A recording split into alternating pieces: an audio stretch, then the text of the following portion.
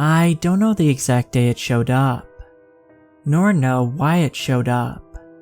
I don't know its motive, nor why it chose to target my particular hospital. What I do know, however, is the many nights of scorching agony it has caused to the patients, doctors, and visitors of this Colombian hospital for as long as I can remember. I could have quit my job any day I wished, and that bright-eyed, redhead nurse fresh out of grad school, my past self, could have lived without the sleepless nights caused by the monstrosity's emotionless expression. My name is Belinda, and I have worked as a pain management nurse at DSAID Medical Hospital for the last 40 years of my life. My job is basically to help patients manage chronic and debilitating pain. I became a nurse because I wanted to provide my patients the dignity they deserved at the most vulnerable points of their lives. The job's physical and mental demands burnt me out many times, yes, but the reward of empowering my patients to make sense of their pain should have been enough. Paula Serrano became the first name etched onto the long list of victims. Hearing a patient cry in pain after waking up littered most night shifts, and should have meant nothing special, just daily routine work. On that one windy night of May, Paula's piercing shriek unprecedentedly woke up our entire floor's unit. Dr. Ricardo Arias and I responded to her anguished calls and found Paula flailing on her bed, begging respondingly for something to stop, pulling her away. As for any patient in this line of work, a nurse must conduct detective work to figure out the source of discomfort. Dr. Arias attempted to comfort the elderly Paula, who continued hyperventilating and shaking. When questioned about her pain, Paula remarked, "That ugly, ugly, ugly thing ripped into my stomach and tried eating my insides like a rabid dog."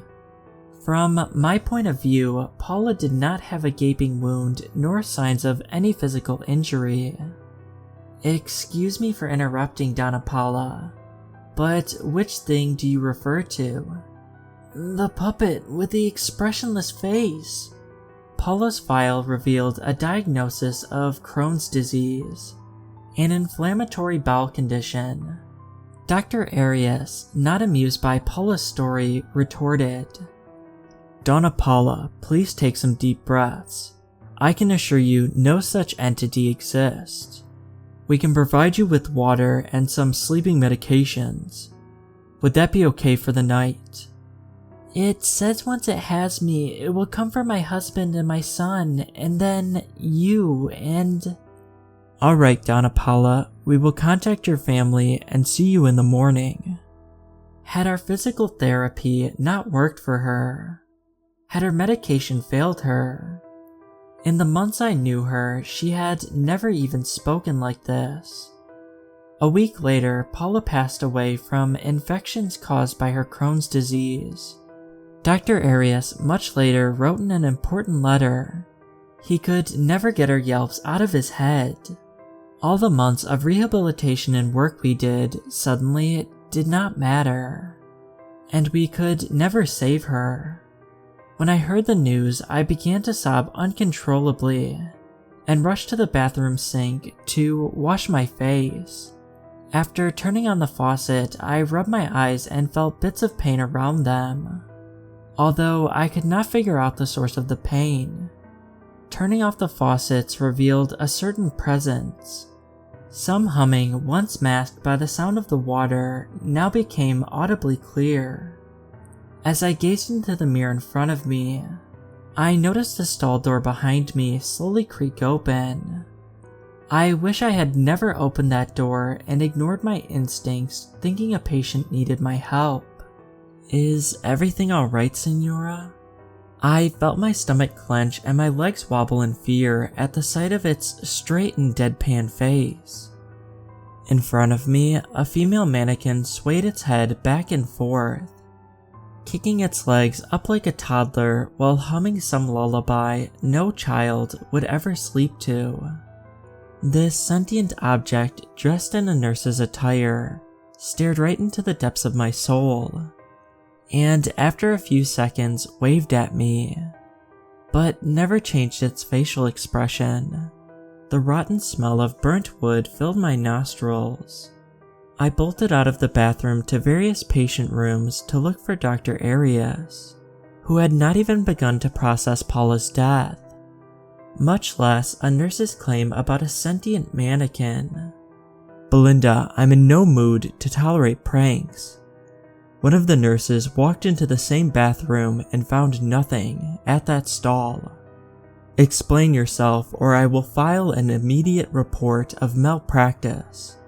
Lourdes Flores, the patient present in the room at the time, and the one who would later become the second victim, commented, "Dr. Arias, with all due respect, you should first report the nurse with the creepy mask for malpractice.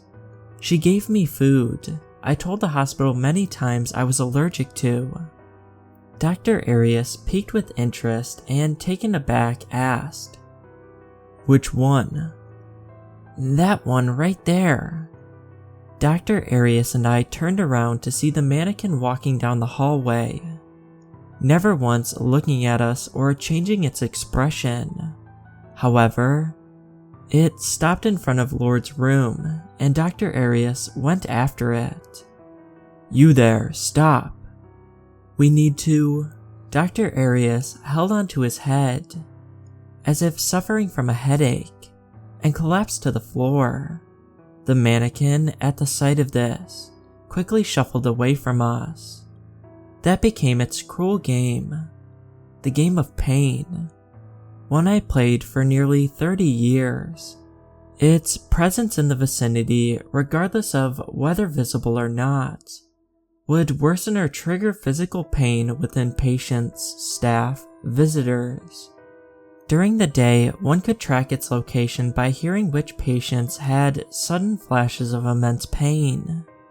During the night, it mocked tired doctors and nurses by haunting their dreams and by tormenting patients, young and elderly. Patients found it everywhere, from hiding in closets to walking down the hallways to even humming under their beds. We obviously tried to hunt it down, but in an underfunded Colombian hospital, what can one really do? One night, a visitor named Josiah and a team of nurses cornered the mannequin near a window on the 6th floor. Josiah pulled a knife on it and claimed, "End of the road for you, stupid puppet. You won't harm my wife anymore." The mannequin, gleefully dancing in place, projectile vomited a nasty light pink fluid directly at Josiah. The fluid, whose identity we never confirmed through chemical analysis, melted and burned through Josiah's face such that he became unrecognizable once he recovered many months later. The mannequin leaped out the window and, as one nurse described it, landed on its 4 limbs and crawled off like a spider.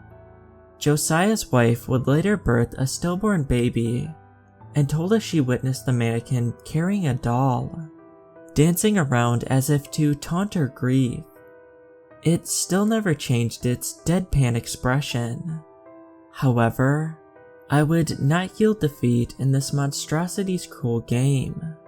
Sometimes I question whether my goal changed from helping patients to defeating this thing. My husband divorced me 3 years into this job, citing that I had gone insane in my efforts to stop this thing. Maybe I had lost my sanity because I lost many patients through my years, with most often citing visions or visits from the mannequin before death due to complications from their conditions. However, the mannequin killed not only patients. Although he and I never saw eye to eye, I respected Dr. Arias's commitment to combating patient conditions and this monstrosity. Alas, not even Dr. Arias's mental fortitude stood its test. Remember Dr. Arias's important letter I mentioned earlier? I found it next to his hanging lifeless body. Many nurses that I trained quit their jobs after their traumatic encounters with the mannequin. However, to this puppet's disdain, I stayed and saved as many patients as I could. I would often refer them to different hospitals so they could avoid this thing altogether. After Dr. Arias passed, I felt like the only shield left against it. However, I could not shield my own body from the withers of time. I received a breast cancer diagnosis just a month ago, and the malignant tumor inside of me never stopped growing. Like some cruel karma, Desaad became my only option for treatment. As I sit on my deathbed now, I am writing my memoirs about a life devoted to defeating this emotionless abomination. From the side of my door, the mannequin's everlasting gaze accompanies me. The creature is humming now, and no doctor in this cursed place is brave enough to make it leave me alone. I never feared it, nor did I fear death, until I stared at it one more time today. Its face changed and it grinned for the first time, knowing its last enemy would soon join its many victims.